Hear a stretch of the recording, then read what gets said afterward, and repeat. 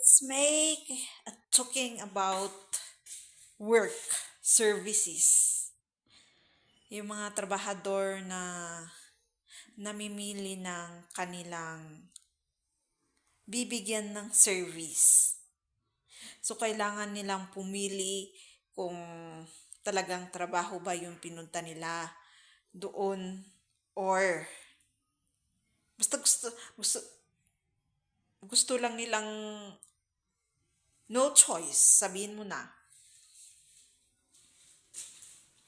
Iba kasi yung willing talaga at kailangan talaga nila yung trabahong yun. Kasi yun nga yung in-applyan nila. Kasi malalaman mo yung gusto nila yung work nila kasi na lahat ng darating na customers nila is patas ang mga binibigay nilang service.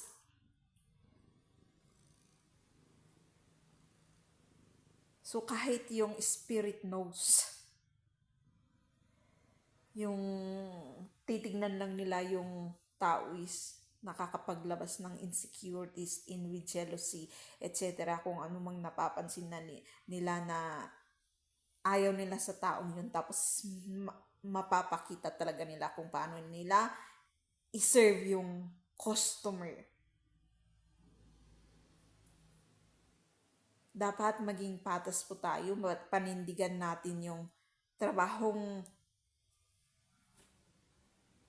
kinuha natin, sinervice natin, pinrovide natin. Kasi kung ganun na namimili ka lang din ng pagbibigyan mo ng tama, patas na services, di bakit ka pumunta dyan sa business na yan, sa trabaho na yan, sa service na yan?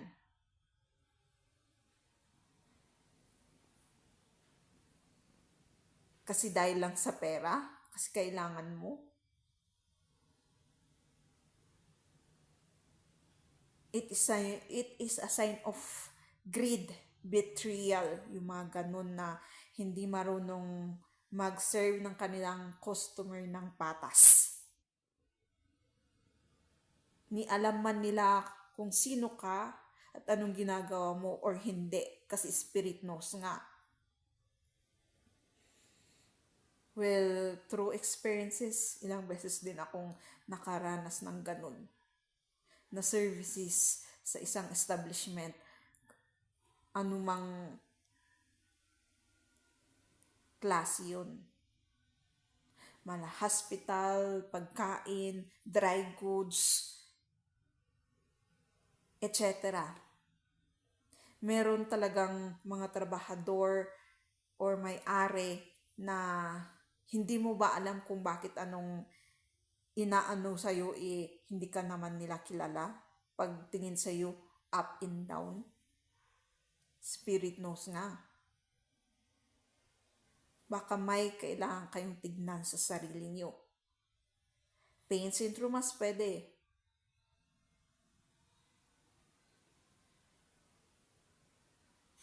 Insecurities.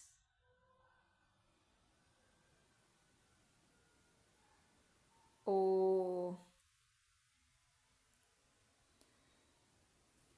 anuman. Kailangan na i-mirror, harapin, i-reflect. Or nangungupahan. Parang ganun. Or owner. Isang lahat actually. Kaya bakit ang hirap gawin itong bagay na to? Ang hirap, kahit sa utang actually. Kaya bakit ang hirap ilabas itong to para may connection din sa pains and traumas or kung ano nakikita nating status nila. Na ginagamit naman natin yung pera na yun, bakit ang hirap bayaran? Seems so familiar pag noon pa. So I think I can say, if I reflect now, o nga, na mesmerize ko yan noon, pero ire-reflect ko ulit ngayon para dito. Ididig ko ulit yung hinarap ko na yun. Na-question ko na bakit kaya minsan napakasakit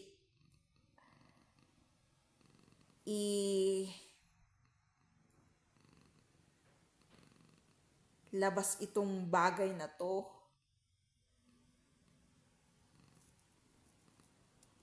Na hindi mo maintindihan.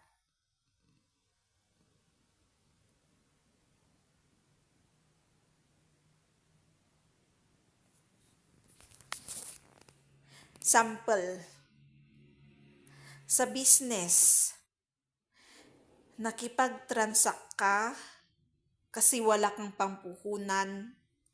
Tapos yung taong yun meron siyang goods, kinausap mo yung may goods na yun, tapos kumuha ka ng goods niya, i-deal mo sa iba, so nag-usap kayo mabuti. Nabinta mo yung goods na nakuha mo sa taong yun, pero ang hirap mong ibalik yung presyo na sinabi niya. Kasi papatungan mo yun, di ba? So ang kukunin mo dapat is yung pinatong mo. Pero ang hirap ibalik. Bakit kaya?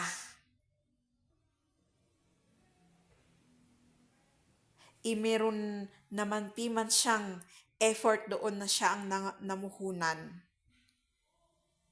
Tapos sa atin, ang dali lang, parang yung inisip lang natin is yung ako naman ang naghirap na nagbenta nito. Hindi natin nakita yung hirap nung isa na bumili nung stuff na yon. Yung namuhunan din siya. So, winaldas mo yung benta, tapos ikaw na nabenta mo na yung goods, hinahabol ka nung namuhunan. Lahat na lang ng rason sasabihin mo. It's a part of scam. Greed. Kasi hindi mo nakita yung banda niya, tapos ang nakita mo, banda mo lang. Yung laging me, ego, pride, greed, selfish interest. Pag ipunta natin sa service, kunwari, ikaw yung sa isang food establishment, ikaw yung cashier, tapos may naunang customer ka na inasikaso. Inasikaso mo ng mabuti. Tapos yung sumunod na hindi mo kilala yon, pero pagtingin mo up and down, nainis ka na hindi mo maintindihan na hindi mo siya inasikaso ng patas. Tapos nakita niya kung paano mo i-serve yung nauna. Ano mararamdaman nung sumunod? Di masasaktan, hindi patas. So sometimes ang dahilan kung bakit hindi mo na-serve ng mabuti ang isang tao sa service na ino-offer mo is mood din. Kaya dun papasok yung proper manners, attitudes, qualities, characteristic, or value. Diba? Ino-orient tayo pag sa isang company sa mga bagay na yun. Para bumalik naman yung lagi nilang sinasabi yun. Serve well your customers kahit masungit yun para bumalik yung customers. Tama naman. Pero minsan dahil sa mood, so andyan papasok yung understanding, patient, and your issue in your home, kasi minsan doon galing yung bad mood ka.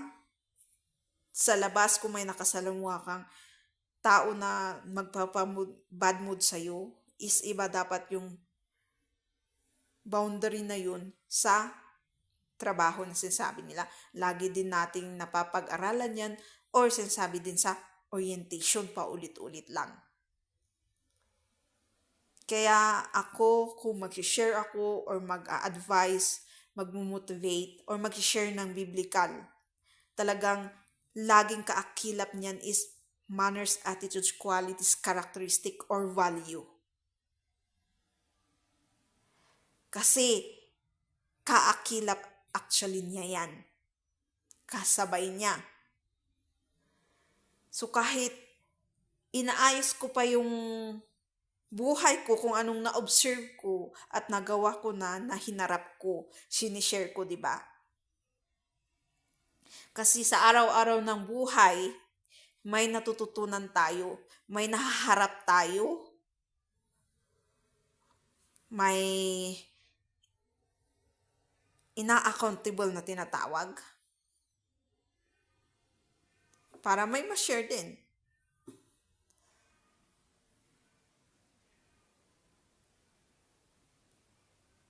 So, sabi nga nila, walang perfect eh. Kasi everyday na gumising tayo, panibagong harap ng buhay yan. Panibago na namang issue. Walang talagang maayos ang buhay. Kailan tayo magsasalita ng tama kung maayos? Wala naman talagang maayos, di ba? Mag-a-advise ng kapwa, mag-motivate, or magko-correct. Now na is better. Pero sabi ko nga paulit-ulit na kailangang ikaw din mismo na nagbibigay ng mga bagay na yon, nagsasalita, is ginagawa mo din kung anong sinasabi mo. Yang katulad ng accountability, respect, correction, na kinukorek mo din sarili mo, ina-advise, minomotivate.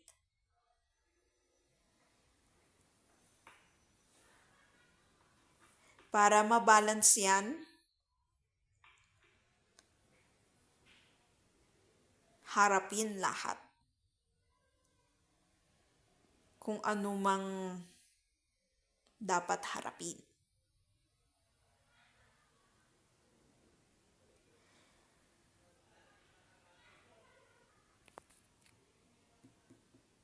Kasi andito tayo sa, parang yun din yung napapansin ko sa business na or pakikisalamuha. Mas irerespeto ka na kahit talaga ng tao, kahit wala ka mang materialistic na pinapakita sa bagong pagbabago na to. Hindi katulad ng dati na tinitignan nila yan lang yung materialistic world. At kung anong status mo. Na kung anong interest na mabibigay mo sa kanila. Pero ngayon, parang nagbabago na, di ba? Rerespetuhin ka kung alam mo mag-humbleize ng sarili mo. Kasi pwede actually be a tough person pero humble.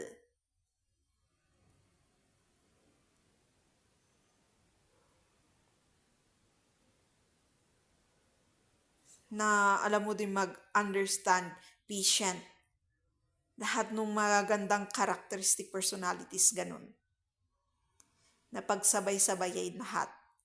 Na parang may pagkasungit kung kailangan gawin. Kasi minsan, oo nga naman yung limitations and boundaries na baka abusuhin ka. Pagiging toughness sa sasabi nila pero humble pa rin. And hayaan mo na lang yung mga taong hindi pa rin alam ang limit and boundaries na yun. Kasi for sure, hindi pa nila nakilala yun, yung part na yun.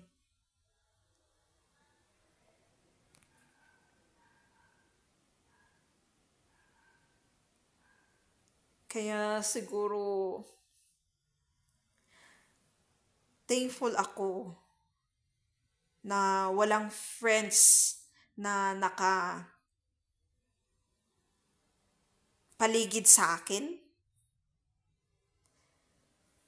Kasi yung minamata ka na tinatawag nila. And kung may papasok man na relationship, ito rin yung i-consider ko, realize ko sa taong yun. Kaya niya bang pumasok sa relationship? Lalong-lalo at sinabi kong dapat alam niya itong ginagawa ko. Yung pagmamata nila.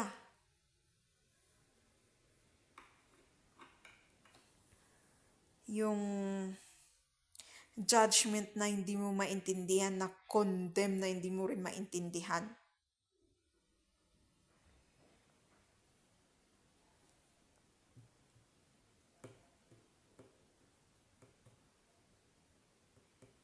Kasi ang hilig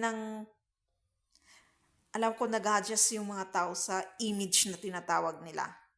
Image of validation. Yung anong iisipin ng taong to pag ito ang kasama ko, or anong mangyayari sa akin, parang ganun.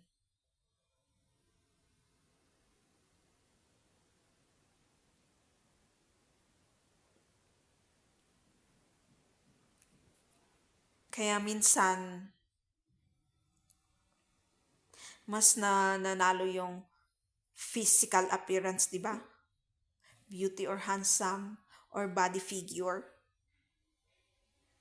sa relationship noon. Pero ngayon parang nag-iiba na. Ina-accept na natin yung more than behind than physical. So lahat yan mag-shift. Pati yung services na okay lang magsungit yung nagsiserve sa'yo. Okay lang na ganito ang gawin sa'yo. Kasi kabastusan actually yun. Na pag nangyari sa'yo yun, yung ganong services, accept na lang natin. Mapaparealize din sa kanila. Pwede mong ikaw din mismo ang magpa-realize.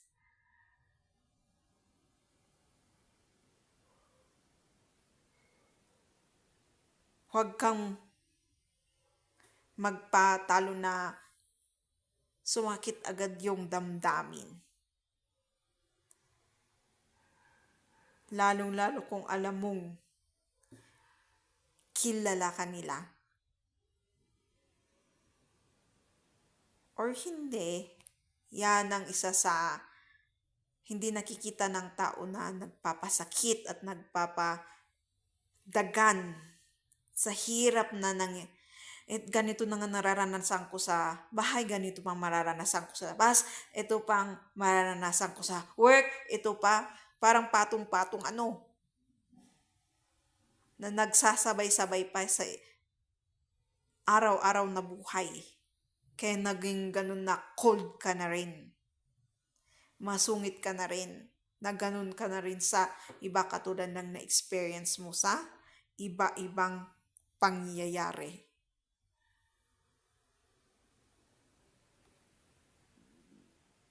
Doon nagsisimula yung pagiging lost na tinatawag nila.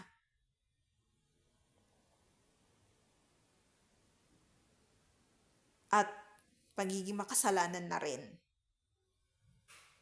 Kasi how we experience to others is what we do. So it depends nasa tao ngayon na nagigising tayo, na enlighten tayo, kung ganun na rin ang gagawin natin sa iba.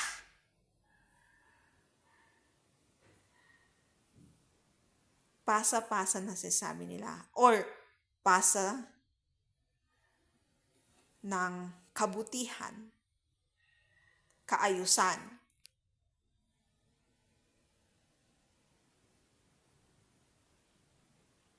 Good services na tinatawag natin.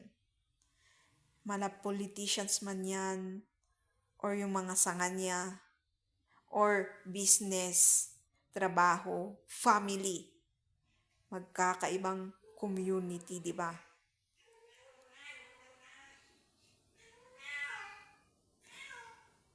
O kahit sabihin mong yun na, dahil napipilitan ka kasi yun na ang no choice. Kaya nga, no choice. Di pag-igihan mo kasi no choice nga, yun na lang ang last choices na tinatawag nila. Kasi no choice nga. Di kung mawala din yung lang din yun, di wala na. Trabaho man yan, business, or kung ano man yun. Status. Doon rin lalabas yung tinatawag nating pagsisisi sa huli. No choice na nga. Kaya ngayon, for sure lahat kailang mapilit na gumising kasi no choice. End of the world na tinatawag nga nila. We have to start to be enlightened and awakened. And lalong-lalo na makilala ang Diyos sa buhay natin. Kasi lost na nga tong generation na to. Itong panahon na to, buong mundo. So sana may naintindihan kayo sa kung paano sa isang pangyayari bakit tayo nagiging isang lost, makasalanan, cold person, insecure, ano pa, naiinis, basta yung negative na yun.